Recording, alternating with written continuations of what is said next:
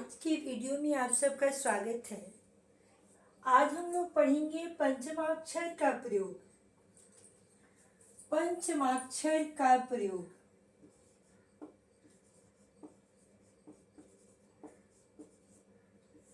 पंचमाक्षर का प्रयोग आज हम लोग पढ़ने वाले हैं। कहने का मतलब ये है कि जितने भी स्पर्श व्यंजन वर्ण होते हैं उनका जो पांचवा अक्षर होता है उसका प्रयोग हम लोग अनुस्वार के रूप में करते हैं। लेकिन ये अनुस्वार जो है इन वर्णों का पंचमा अक्षर है। तो आज हम इसके बारे में डिटेल्स में पढ़ेंगे। सबसे पहले देखेंगे कि क वर्ग का पांचवा अक्षर अंग है, च वर्ग का पांचवा अक्षर ञ है, ट वर्ग का पांचवा अक्षर अण है, त वर्ग का पांचवा अक्षर न है और प वर्ग का पांचवा अक्षर म है। अब इस पंचमाक्षर का प्रयोग हम लोग अनुस्वार के रूप में करते हैं। लेकिन जब हम इसका वर्ण विच्छेद करेंगे तो उस वर्ण विच्छेद में हमें गंगा शब्द को इस प्रकार से दर्शाना होगा। ग अनुस्वार जोड़ अंग जोड़ ग हलन जोड़ आ। ग अनुस्वार जोड़ अंग जोड़ ग हलन जोड़ आ। तब ये हमारा शब्द बनेगा गंगा। चूंकि आप यहाँ देखेंगे यहाँ आप देखेंगे कि ग हलन जोड़ अ जोड़ अंग जोड़ ग हलन जोड़ आ। यहाँ आप देख रहे हैं कि ये अनुस्वार है और इसके बाद क वर्ग का तीसरा अक्षर आया है, यानी कि ये अनुस्वार जो है क वर्ग का पंचमा अक्षर है। इसलिए इस गंगा शब्द का जब हम वर्ण विच्छेद करेंगे तो हम इस प्रकार से करेंगे, यानी कि अनुस्वार जो है क वर्ग का तीसरा अक्षर ग है और क वर्ग का पंचमा अक्षर जो है वो अंग है। तो जब भी पंचमाक्षर आएगा तो वो अपने ही वर्ग के साथ आएगा और अपने वर्ग के साथ जब अनुस्वार आए तो उसी वर्ग का पंचमाक्षर वहां पर प्रयुक्त होता है। अब दूसरा उदाहरण हम यहाँ पे देख लेते हैं व्यंजनम का। अब यहाँ आप देख रहे हैं कि ज है और ज के पहले अनुस्वार का प्रयोग हुआ है, यानी कि ये जो व्यंजनम है इसका हम जब वर्ण विच्छेद करेंगे तो ये होगा व हलन जोड़ य हलन जोड़ अ जोड़ ञ हलंत जोड़ ज हलन जोड़ अ जोड़ न हलन जोड़ अ और जोड़ म। यहाँ आप देख रहे हैं कि ये च वर्ग का पंचमाक्षर ञ जो है अपने ही वर्ग के तीसरे व्यंजन के पहले यहाँ पर य पर अनुस्वार है, इसलिए ये अनुस्वार जो है ज का पंचमाक्षर यानी ञ है। तो ये चीज ध्यान देना होगा कि जब भी अनुस्वार आए और उसके बाद में वर्गीय व्यंजन हो तो वो अनुस्वार जो होगा उस वर्ग का पांचवा अक्षर होगा। तीसरा हम उदाहरण देखते हैं टंडिका। टंडिका का मतलब कुल्हाड़ी होता है। तो यहाँ पे आप देखिए टंडिका में ट अनुस्वार जोड़ अ जोड़ ट का पंचमाक्षर अण होगा जोड़ अण हलंत जोड़ ड हलंत जोड़ ह्रस्व ई जोड़ क हलंत जोड़ आ। अब हम इस टंडिका को देखेंगे कि चूंकि ये ड है और ड का पांचवा अक्षर टवर्गी न है तो इसलिए ये टंडिका का जो अनुस्वार होगा ये ट वर्ग का पांचवा अक्षर होगा। तो इसे हम लोग इस अनुस्वार को हम लोग इस प्रकार से भी लिख सकते हैं।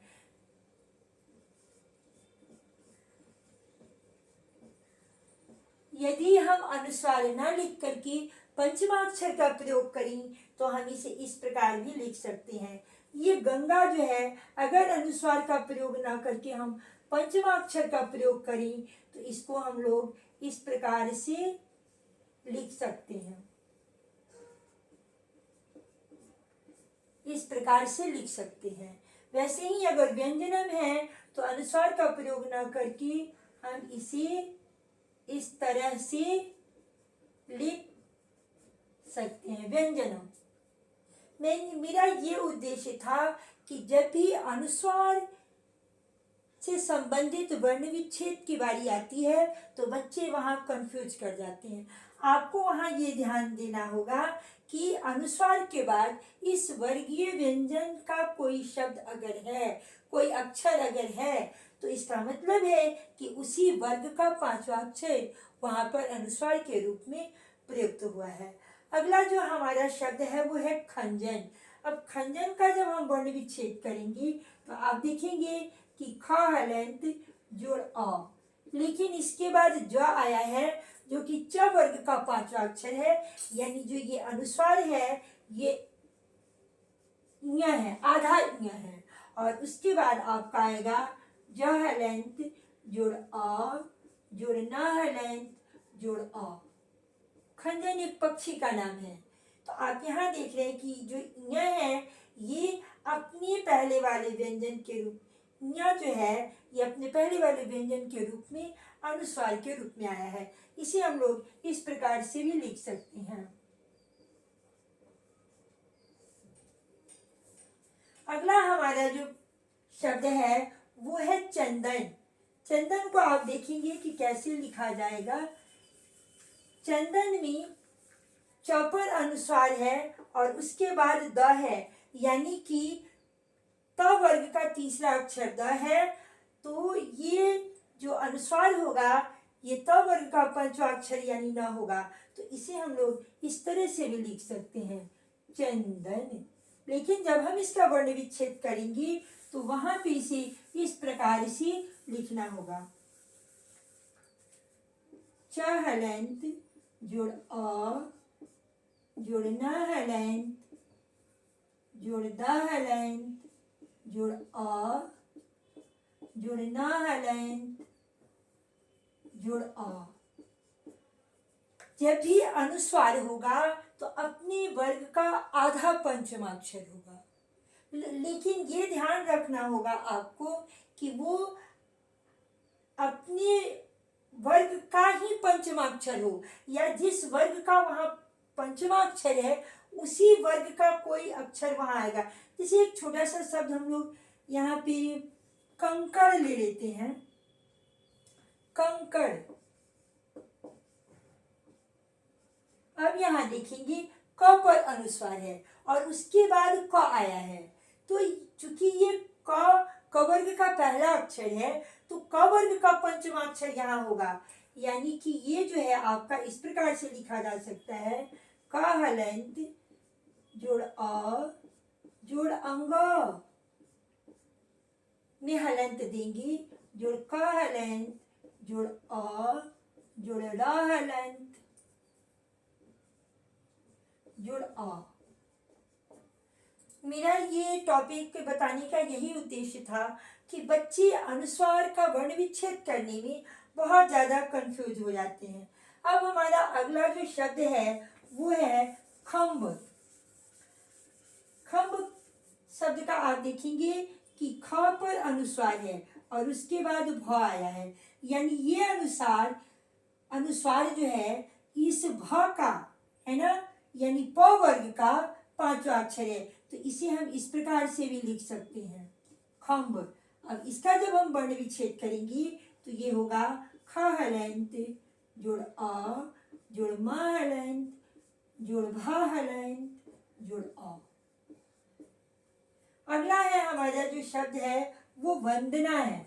अब हम जब वंदना शब्द का वर्ण विच्छेद करेंगे तो आप देखेंगे कि व के बाद द आया है, यानी ये अनुस्वार जो है ये त वर्ग का पांचवा अक्षर है, तो वंदना को हम लोग इस तरह से भी लिख सकते हैं। और इसका जब हम वर्ण विच्छेद करेंगे तो होगा व हलंत जोड़ अ जोड़ न हलंत जोड़ द हलंत जोड़ अ जोड़ न हलंत जोड़ आ। वंदना। अगला शब्द है पतंग। पतंग का जब हम वर्ण विच्छेद करेंगे तो आप देखेंगे कि त पर अनुस्वार आया है और उसके बाद ग है, यानी ये अनुस्वार जो है क वर्ग का पांचवा अक्षर है। इसे हम लोग इस प्रकार से भी लिख सकते हैं, पतंग, इस तरह से भी लिख सकते हैं। और इसका जब हम वर्ण विच्छेद करेंगे तो होगा प हलंत जोड़ अ जोड़ त हलंत जोड़ अ जोड़ अंग और जोड़ ग हलंत जोड़ अ, यानी कि ये जो है अनुस्वार पंचमाक्षर का आधा पंचमाक्षर है और अपने ही वर्गीय व्यंजन के साथ लगेगा। कभी भी अंग जो है अनुस्वार के रूप में अगर हो तो च वर्ग के साथ नहीं लगेगा, क वर्ग के साथ ही लगेगा। अब जैसे यहाँ चंदन है तो यहाँ पे अंग नहीं लग सकता है, जब भी लगेगा तो चंदन यहाँ अनुस्वार आएगा तो ये अनुस्वार द वर्ग का ही पंचमाक्षर होगा। ये वंदना है तो ये अनुस्वार द वर्ग का पंचमाक्षर होगा। ये पतंग है और इसके बाद ग है तो ये अनुस्वार जो होगा क वर्ग का पंचमाक्षर होगा। उसी प्रकार से बंधन है, बंधन। अब आप यहाँ देखेंगे कि बंधन जो है इसके बाद ध आया है, यानी कि त वर्ग का पंचमाक्षर है। बंधन को हम लोग इस प्रकार से भी लिख सकते हैं। और जब हम इसका वर्ण विच्छेद करेंगे तो ये होगा ब हलंत जोड़ अ जोड़ न हलंत जोड़ ध हलंत जोड़ अ जोड़ न हलंत जोड़ अ। इस तरह से हम लोग इन अनुस्वार वाले शब्दों का जहाँ पे पंचमाक्षर का प्रयोग होता है उसका वर्ण विच्छेद करेंगे। अब यहाँ मेरा अगला शब्द है मंत्र। मंत्र को हम लोग इस तरह से भी लिख सकते हैं मंत्र, लेकिन इसके बाद त्र आया है। अब आपको ये देखना है कि ये त्र जो है ता हलंत रा हलंत और अ के मिलने से बना है, यानी जब हम ये इस त्र का वर्ण विच्छेद करेंगे तो यहाँ पे तीन ध्वनियाँ आएंगी और उसके पहले हम ना हलंत करेंगे और तब हम करेंगे मा हलंत जोड़ अ, यानी कि ये अनुस्वार जो है मंत्र का ये त का पंचमाक्षर है। चूंकि त्र संयुक्ताक्षर है इसलिए ये अनुस्वार मंत्र का अनुस्वार जो है त वर्ग का पंचमाक्षर न है। तो इस तरह से इस उदाहरण के माध्यम से मैंने आपको पंचमाक्षर का प्रयोग किस तरह से वर्गीय व्यंजन के साथ किया जाता है ये बताया। अब हम अगले वीडियो में आपको शब्द के बारे में बताएंगे और किस प्रकार से शब्द का प्रयोग हम लोग लिंग के आधार पर करते हैं, कैसे पहचानेंगे कि ये शब्द पुल्लिंग है, स्त्रीलिंग है या नपुंसकलिंग है, इसके बारे में अगले वीडियो में चर्चा करेंगे। अगर मेरा प्रयास आपको ये पसंद आए या आप तमाम विद्यार्थियों के लिए फ़ायदेमंद हो तो प्लीज़ आप मेरी चैनल को ज़्यादा से ज़्यादा शेयर करिए, लाइक करिए और इसे सब्सक्राइब करिए। और मेरा ये प्रयास आपको कैसा लगा अपने विचार कमेंट के द्वारा अवश्य बताइए।